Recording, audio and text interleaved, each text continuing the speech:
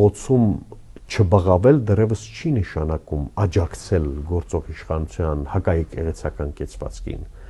Փողոցում ընդդիմության հետ ցույցերի դուրս չգալ դեռևս չի նշանակում սատարել այն հակազգային եւ հակապետական քաղաքականությանը, որ այս իշխանությունը որդեգրել է, եւ դրա վառ դրսևորումը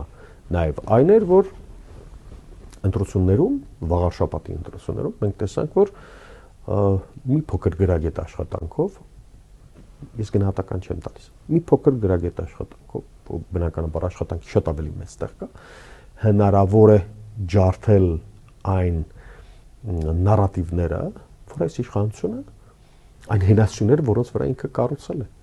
Այլևս Նիկոլ Փաշինյանի երևույթը չի աշխատում ընտրություններում, որովհետև վաղաշաբաթի ընտրությունը ցույց տվեց, որ քաղաքացիական պայմանագիր կուսակցությանը վերագրվող ձայները ավելի շատ personal vote են,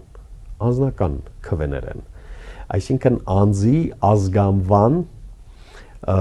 տոհմիկ լինելու